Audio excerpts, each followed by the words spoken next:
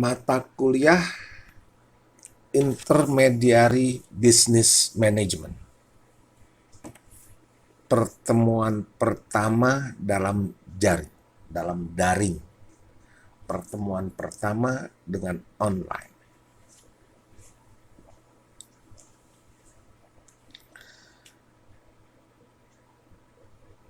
Kuliah kita Intermediary Business Management adalah kuliah kita dengan materi kuliah yang ketiga, yaitu adalah latar belakang Intermediary Business Management. Perubahan. Nothing changes except the change itself. Everything changes except change. A thing are flowing, change or die. Di dunia ini tidak ada yang tidak berubah, kecuali perubahan itu sendiri. Semuanya berubah, hanya satu yang tidak berubah, yaitu perubahan. Tidak ada satupun yang tetap diam, semuanya selalu mengalir, bergerak, berubah, atau mati.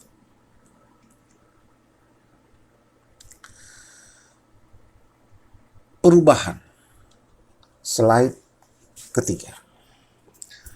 Ungkapan-ungkapan tersebut datang dari seorang filosof Yunani bernama Heraklitus yang hidup sekitar 500 tahun sebelum Masehi atau 544 sampai dengan 483 sebelum Masehi dan dikenal sebagai filosof perubahan. Ungkapan Heraklitus tersebut menunjukkan bahwa perubahan merupakan fenomena hidup dan kehidupan manusia yang tidak bisa dihindari. Siapapun akan terlibat dalam perubahan, suka atau tidak, dikehendaki atau tidak. Kita nih berubah nih. Dari bayi berubah jadi anak-anak, berubah jadi remaja, berubah jadi dewasa, berubah jadi orang tua, terus ini merupakan perubahan yang natural. Perubahan di mata filosof Cina. Filosof Cina Zhuangzi mengatakan bahwa kita ini hidup di dalam dunia sedang mengalami perubahan dan akan terus berubah tanpa pernah diketahui oleh siapapun kapan perubahan itu dimulai dan kapan akan berhenti. Perubahan akan terus terjadi di mana-mana, sejak dulu sampai sekarang.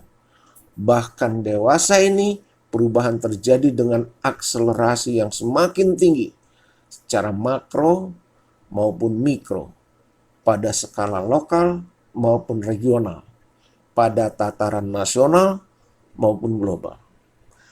Perubahan pola hidup, gaya hidup, menyebabkan perubahan pola bisnis, tatanan ekonomi, dan seterusnya akan berubah.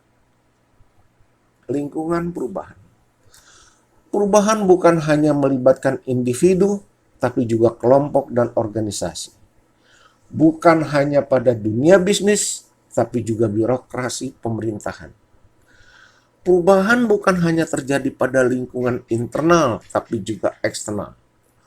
Pada lingkungan eksternal, perubahan bukan hanya terjadi pada sektor ekonomi, tapi juga politik, sosial, budaya, teknologi, dan sebagainya. Manusia hidup dalam lingkungan yang sedang berubah, serba berubah, dan akan terus berubah. Manusia berubah, sekitarnya juga berubah, lingkungannya juga berubah, aspeknya juga berubah. Semua berubah. Pola perubahan. Pola perubahannya pun mengalami perubahan.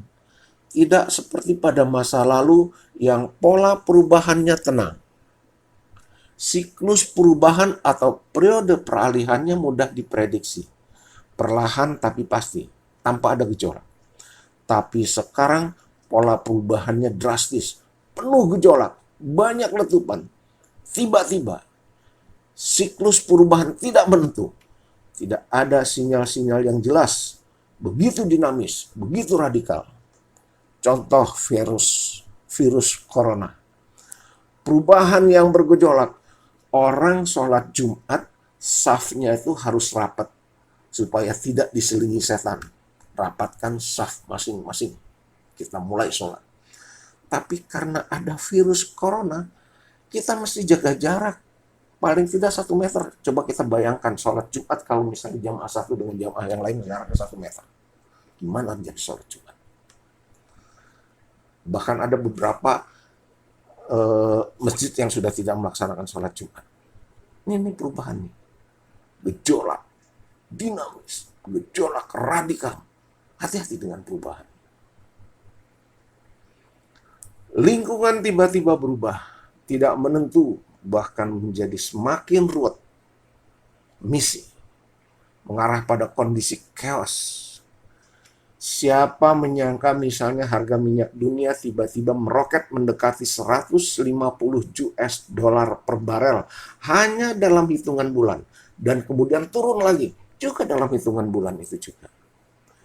Siapa menyangka Cina yang semula begitu gigih menjaga sistem ekonomi sosialisme, sekarang menjadi kekuatan ekonomi baru yang berkiblat pada kapitalisme. Perusahaan IBM hampir saja kolap, ambruk gara-gara perubahan teknologi dari mainframe ke personal computer. Dengan hiruk pikuk perubahan seperti digambarkan di atas, pertanyaannya sudah bukan lagi perlu atau tidak. Siap atau tidak kita mengikuti perubahan. Pertanyaannya menjadi apakah kita akan berpartisipasi dalam arus perubahan dan bahkan secara aktif menginisiasi proses perubahan, atau apakah kita sekedar menjadi target perubahan itu sendiri? Jawabannya jelas, kita pasti akan terlibat dalam perubahan, dan kalau tidak beruntung, kita akan terseret dan terombang-ambing pada arus perubahan. Keterlibatan dalam perubahan artinya kita harus berhati-hati dalam pusaran perubahan tersebut. Karena perubahan tidak berujung dan tidak berpangkal, dan seperti putaran gangsing, begitu cepat berputar, sehingga perubahan seringkali menguras energi dan perhatian, dan tentu saja sangat melelahkan kita semua. Dalam kondisi seperti ini, yang bisa kita lakukan adalah mengatur ritme perubahan. Kapan secara intensif ikut dalam perubahan, dan kapan harus sedikit mengendorkan diri kita. Tujuannya agar di satu sisi kita tetap terlibat dalam dinamika perubahan, tetapi di sisi lain tidak larut dan lantas menjadi korban perubahan. Nasihat orang bijak, ngeli ning ora keli. Ikut dalam arus perubahan, tapi tidak larut dalam perubahan. Tampaknya patut dipertimbangkan. Dampak perubahan. Pertama, perubahan tapi tidak larut dalam perubahan patut dipertimbangkan. Nasihat tersebut mengajak kita agar tetap sadar siapa diri kita dan tidak kehilangan jati diri karena situasi perubahan. Pasalnya perubahan yang berkepanjangan dan menembus kemana-mana seringkali justru menimbulkan anarki. Sebuah situasi yang tidak dikehendaki siapapun, tetapi itulah perubahan. Dampak perubahan yang ketiga, slide kita yang ke-11. Dalam banyak kasus seperti yang pernah terjadi di Indonesia dan Thailand misalnya, anarki mengiringi reformasi yang tujuan sesungguhnya demi kemajuan. Reformasi kita bikin untuk tujuan kemajuan kita, tapi kebablasan. Yang keempat, ungkapan terakhir, change or die. Sesungguhnya mengajak kita turut dalam perubahan agar tetap bertahan hidup, survive. Seperti pesan iklan PT Gudang Garam beberapa waktu lalu, perubahan itu perlu. Pada intinya perubahan dimaksudkan agar kita bukan sekedar survive, tapi bisa menjalani hidup lebih baik dan mengalami progres meski hal itu kadang tidak mudah dilakukan karena hasil perubahan seringkali juga tidak menentu. Dampak perubahan yang kelima di slide kita yang ke-12. Bisa jadi hasil lebih baik atau sebaliknya. Itulah sebabnya mereka yang terbiasa hidup dalam sangkar besi terisolasi dan mengisolasi diri dari dunia luar. Atau mereka yang terbiasa hidup dalam kenyamanan dan kemampanan, comfort zone, memandang perubahan sebagai musuh yang menakutkan. Bagi mereka perubahan adalah malapetaka karena akan menghilangkan hak privilege yang selama ini mereka nikmati. Oleh karena itu sangat tidak mengherankan jika orang-orang ini selalu berdiri paling depan bukan untuk mengawal perubahan tapi menolak perubahan.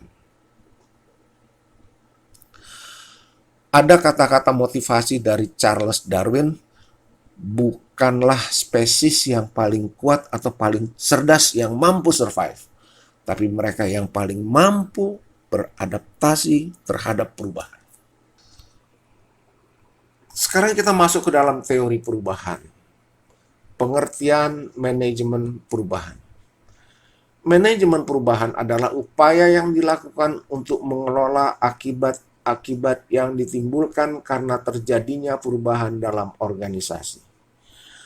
Perubahan dapat terjadi karena sebab-sebab yang berasal dari dalam maupun dari luar organisasi. Definisi perubahan. Perubahan berasal dari kata ubah yang berarti menjadi lain atau berbeda dari semula, bertukar, beralih, berganti menjadi sesuatu yang lain. Ubah ditambah awalan pe ditambah akhiran an. Ubah jadi perubahan yang berarti menjadi lain, berbeda dari semula. Sementara itu pengertian perubahan yang cukup beragam diberikan oleh Webster Dictionary, to make different in some particular, membuat perbedaan dalam beberapa bagian, to make radically different, membuat perbedaan secara radikal, to replace with another, menggantikan sesuatu dengan sesuatu yang lain, dan seterusnya. Ini adalah definisi perubahan yang sederhana dari kamus Webster Dictionary. Tidak jauh berbeda dengan pemahaman tentang perubahan. Ini gambar perubahan. Ini ada kondisi A. Putih. Ini kondisi B. Hitam. Kondisi A berubah menjadi kondisi B. Berubah lagi jadi kondisi A. Yang bawah kondisi A nih, putih. Berubah bentuk kondisi A, tetap kondisi A.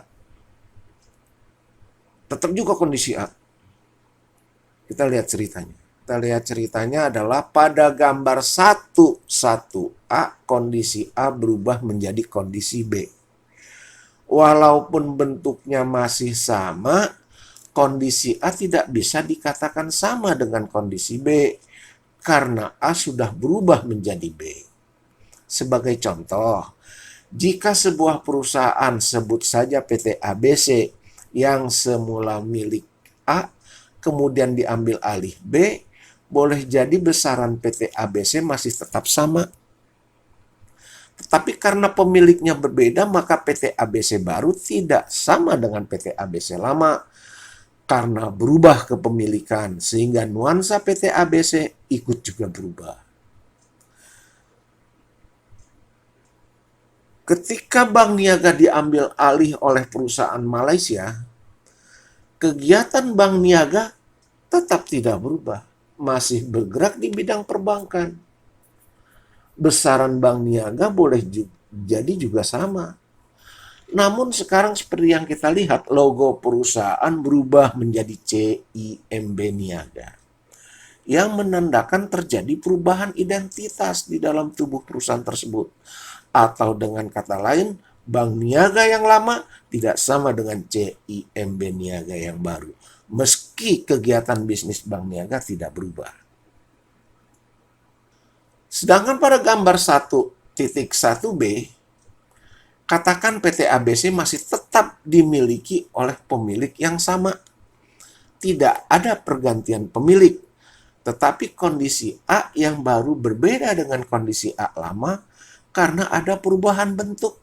Misalnya PT ABC yang semula perusahaan tunggal sekarang menjadi perusahaan holding.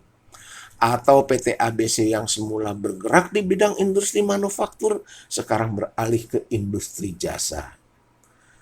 IBM boleh jadi merupakan contoh yang tepat untuk menggambarkan kondisi ini. IBM memodifikasi definisi bisnis yang digelutinya dari semula menerjemahkan IBM sebagai perusahaan manufaktur yang menghasilkan produk-produk komputer mainframe, sekarang di bawah kepemimpinan Lou Gerstner Jr., IBM menjadi perusahaan jasa yang bergerak di bidang jasa informasi. Sementara itu dalam kasus Samsung, lihat Eric Minton 1999. Bisnis dan definisi bisnis Samsung masih tetap sama. Tetapi dengan masuknya Jong Yong-yun sebagai CEO, cara kerja Samsung berubah. Jong Yong-yun memodifikasi operasionalisasi kerja Samsung dengan berlandaskan pada konsep-konsep yang berkembang pada bidang teknologi industri, sebuah pola kerja yang tidak dilakukan oleh CEO sebelumnya. Akibatnya, pola kerja Samsung berubah. Pada slide 23 digambarkan, pada gambar 1.1c, kondisi A masih sama dengan kondisi sebelumnya.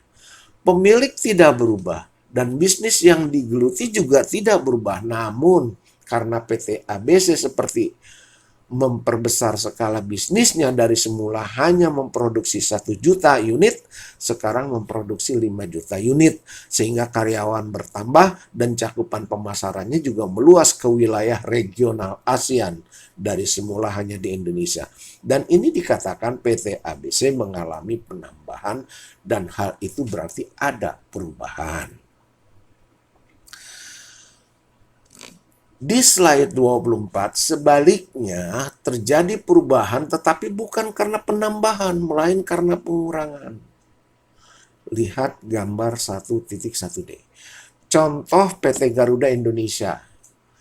Semula Garuda Indonesia menjalankan beberapa bisnis, misalnya penerbangan, maintenance facilities, catering, travel bureau, hotel. Namun karena lingkungan internal dan eksternal tidak mendukung, Garuda terpaksa memperkecil skala usahanya dengan hanya mempertahankan 2 bisnis inti, penerbangan dan maintenance facilities. Berikutnya, setelah kita tahu tentang perubahan, kita bicara tentang progres perubahan.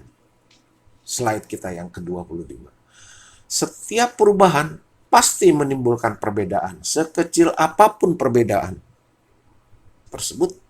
Tidak peduli apakah perbedaan tersebut menyebabkan kondisi yang baru lebih baik atau lebih buruk dari sebelumnya. Apakah perbedaan tersebut berakibat positif atau negatif. Hanya saja dampak buruk atau dampak negatif perubahan sangat tidak dikehendaki oleh siapapun.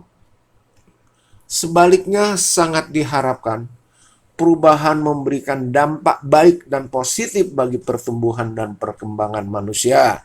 Seperti kata pepatah, hari ini harus lebih baik dari hari kemarin, dan hari esok harus lebih baik dari hari ini. Dan perubahan tidak ada artinya jika tidak diikuti oleh progres atau kemajuan. Untuk menghindari, meminimalisir dampak buruk perubahan, maka perubahan perlu dikenali, dipahami, dikelola, disikapi dengan positif dan inovatif. Ini adalah kita bicara tentang perubahan. Perubahan inilah yang akan menjadi latar belakang dari intermediari bisnis kita ke depan. Demikian, mudah-mudahan ini bermanfaat buat Anda semua. Kita tahu tentang adanya perubahan, kita siap dengan perubahan, dan kita siap dengan bisnis-bisnis yang baru. Terima kasih atas perhatiannya. Semoga bermanfaat. Sekian, terima kasih.